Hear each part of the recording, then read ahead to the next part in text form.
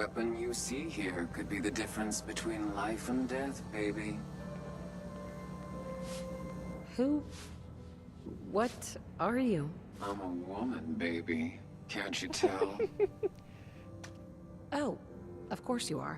It's just all those metal plates. You're a robot, right?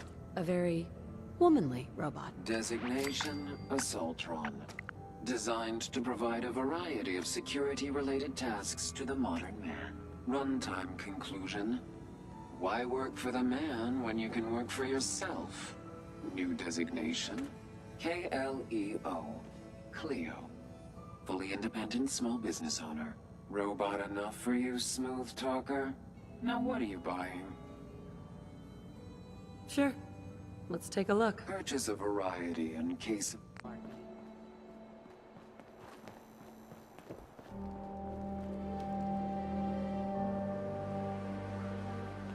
Vault suit, huh? Hell yeah. Cool. Brotherhood of Steel. Better stay out of the way. All of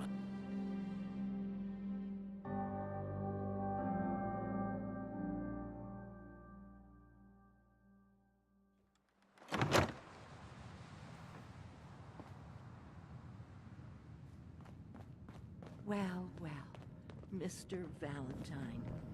I thought you had forgotten about little old me. May have walked out of the den, Irma, but I'd never walk out on you.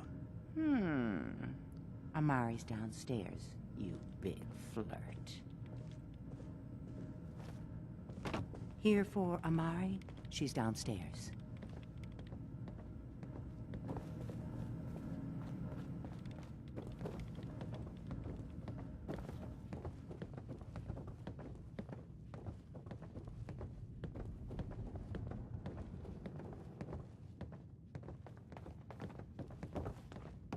Like he didn't come here with power armor with him, like so weird.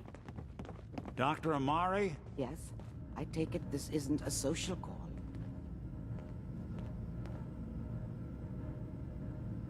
Doctor, it's time for you to reverse death itself. What? I wouldn't have put it quite that way, but it's true. We need a dead man's memories. Guy named Kellogg. Are you two mad? Putting aside the fact that you're asking me to defile a corpse, you do realize that the memory simulators require intact, living brains to function. Please. Nick told me you're the only one who can make this work. This dead brain had inside knowledge of the Institute, Amari. The biggest scientific secret of the Commonwealth. You need this, and so do we. Fine. I'll take a look. But no guarantees. Do you have it with you? Here's what I could find. What's this? This isn't a brain. This is... Wait. That's the hippocampus. And this thing attached to it? A neural interface? Those circuits look awfully familiar. I'm not surprised. From what I've seen, all Institute technology has a similar architecture.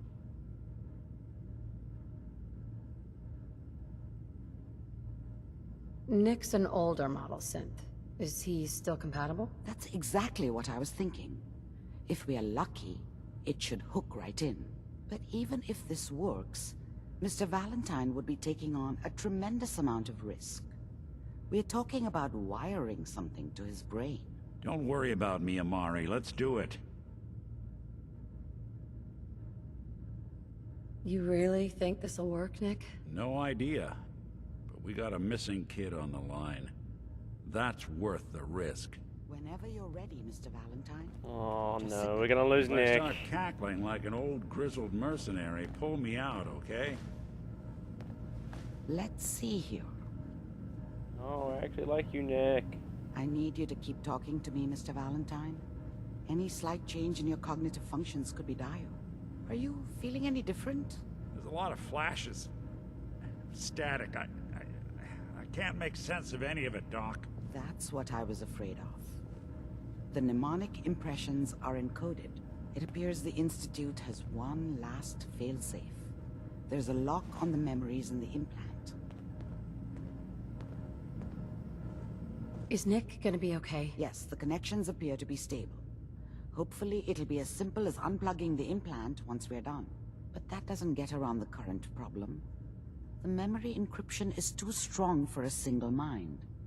But what if we use two? We load both you and Mr. Valentine into the memory loungers. Run your cognitive functions in parallel. He'll act as a host, while your consciousness drives through whatever memories we can find. Any idea of what I'm gonna see in there? I have no clue. But considering we only have a single piece of the medial temporal lobe and not the whole brain, I doubt it'll be cohesive. All right, let's get started. Just sit down over there and keep your fingers crossed. See you on the other side. Oh boy. What'd they use you for?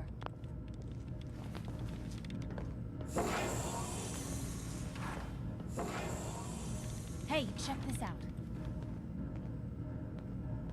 I can't.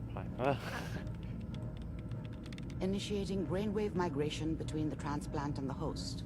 Mnemonic activity coming from the transplant. It's degenerated, but it's there. We're going to load you into the strongest memories we can find. They might not be stable. Just hold on.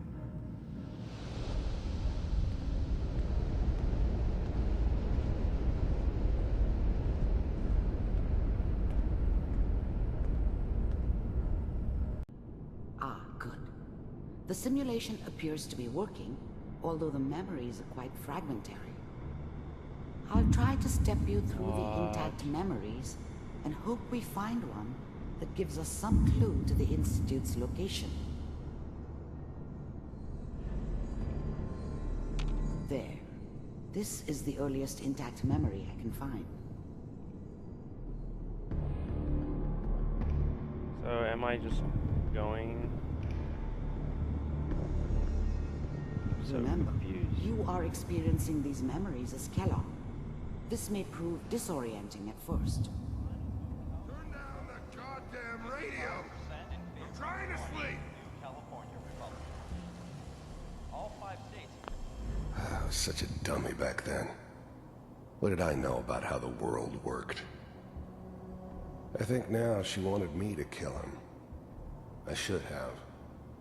Instead, I ended up running away. I told myself I wanted to find somewhere out from under the thumb of the NCR and all their rules. But really, I was running from the guilt of not protecting her from Dad. Dad was either drunk or not around. I guess he must have run with one of the raider gangs, but I never really knew what he did. Don't know why Mom was with him. Maybe at some point in his life he wasn't a complete asshole. So weird. Mom knew how it was. She wasn't soft, but she loved me in her way. And she protected me from Dad. That cost her more than a few beatings. I never knew what happened to her after I left. I didn't want to know. Not then.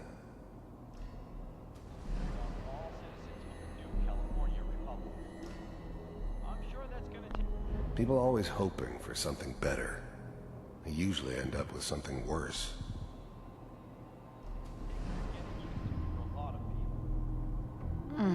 What a joke. What's it mean, Mom? Nothing, Connie.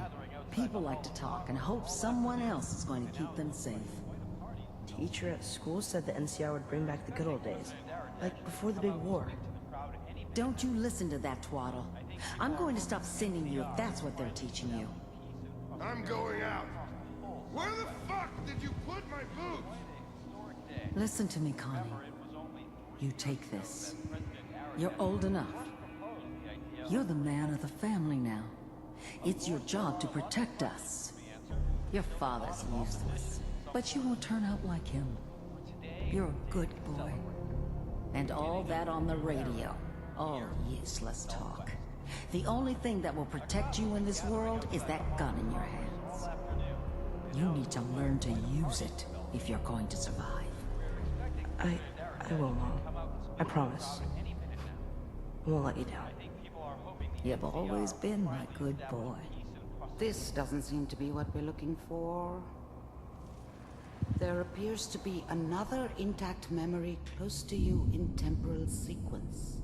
There. Try that one. So fucking weird.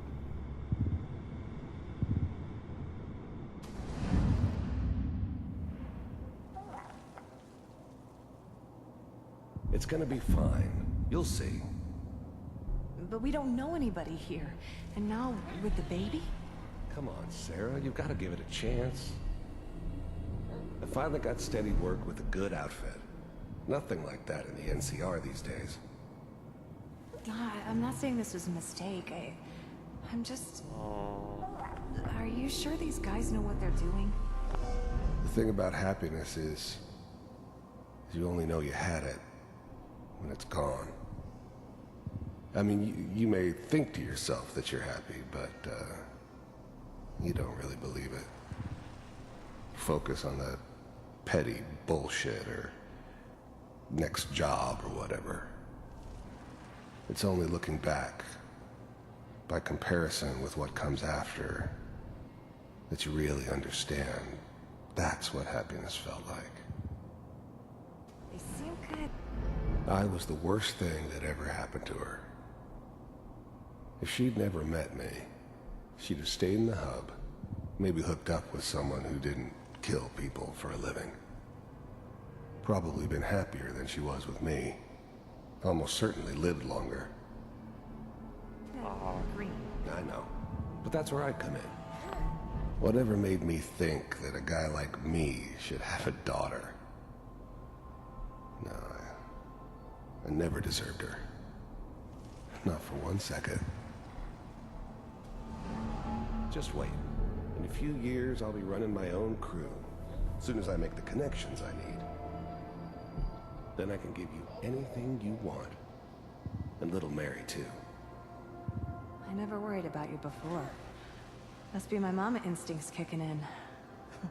Who knew I had those, huh? Come on, you're great with her. And you don't need to worry about me. Most of it's just running security for the Sheik.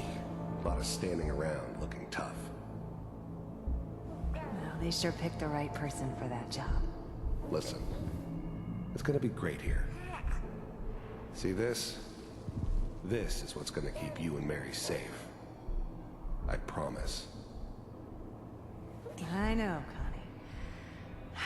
I'm sure we're gonna be really happy here. We are. You'll see. That's okay. I got her. Yeah, I got Let's keep looking. I'll connect you to the next intact memory. Already knew instantly he's gonna fuck up. Oh no. How did you think this was gonna end, Kellogg? You thought you could just fuck with us, and we wouldn't fuck with you? Just so you know, they died like dogs. And you weren't there to help them.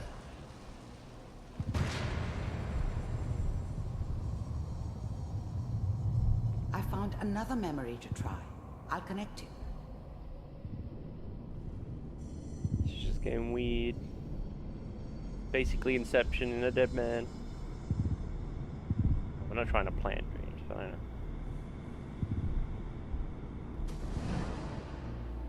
Mind if we sit down? Suit yourself.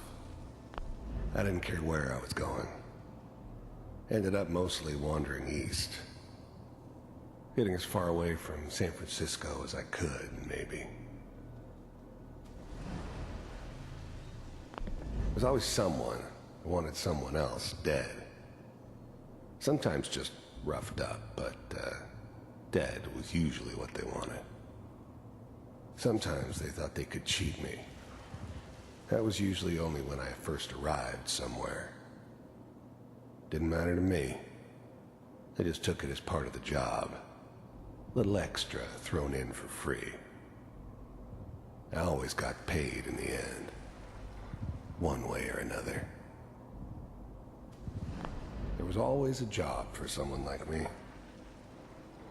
Didn't matter what it was.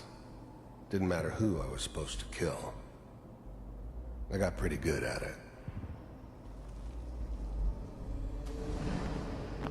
I don't remember much from that time. It all kinda blends together. It was almost always a bar, though. That's universal.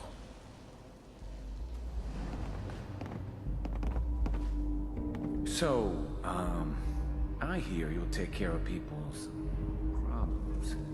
Is that right? If you pay me. Oh, we'll pay you.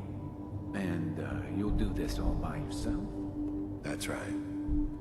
We pay you when the job's done. Is that okay? That's the way you want to do it.